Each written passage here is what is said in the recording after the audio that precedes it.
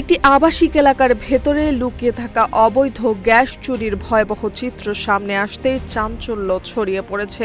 গোপন সংবাদের ভিত্তিতে 14 জুন বিকেলে বাখরাবাদ গ্যাস ডিস্ট্রিবিউশন কোম্পানি বিজিডিসিএল এর দেবিদ্বার এরিয়া কার্যালয়ের প্রকৌশলী কাজী আবু ওবায়দের নেতৃত্বে একটি ভিজিলেন্স টিম অভিযান পরিচালনা করেন। অভিযানে কারখানার ভেতরে মাটি খুঁড়ে অবৈধ গ্যাস লাইনের অস্তিত্ব পাওয়া যায় এবং চুন তৈরির কাজে ব্যবহৃত বিভিন্ন সরঞ্জাম জব্দ করা হয়।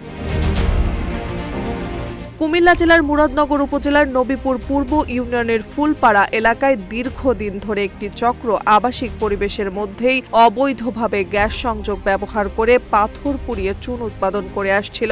অভিযোগ রয়েছে, স্থানীয়দের বাধা উপেক্ষা করে তারা প্রভাব ও হুমকি থামকি দিয়ে এই কার্যক্রম চালিয়ে যাচ্ছিল। আমাদের এলাকার কোনো গ্যাস পাইতেছে না, সকালে গ্যাস থাকে না, বিকালে গ্যাস থাকে না, ডাইরেক্ট লাইনেতে গ্যাস নিছে, আমরা খাইতে পারি না।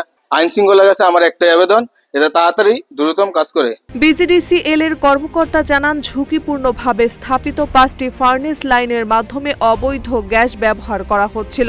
অভিযানে সব সংযোগ বিচ্ছিন্ন করা হয়েছে এবং আলামত জব্দ করা হয়েছে। প্রাথমিক হিসাব অনুযায়ী এতে প্রতি মাসে প্রায় 10 লাখ টাকার গ্যাস অপচয় হচ্ছিল। গোপন সংবাদের ভিত্তিতে এখানে আসি প্রায় আনুমানিক 12টার দিকে।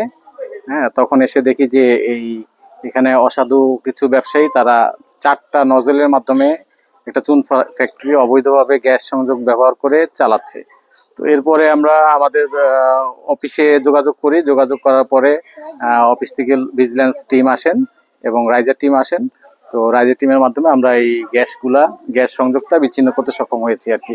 এই ঘটনায় সংশ্লিষ্টদের বিরুদ্ধে ফৌজদারি আইনে মামলা প্রক্রিয়াধীন রয়েছে বলে জানিয়েছে কর্তৃপক্ষ। মুরাদনগর থানা পুলিশ জানিয়েছে, লিখিত অভিযোগ গ্রহণ করা হয়েছে এবং বিষয়টি তদন্ত করে আইনগত ব্যবস্থা নেওয়া হবে।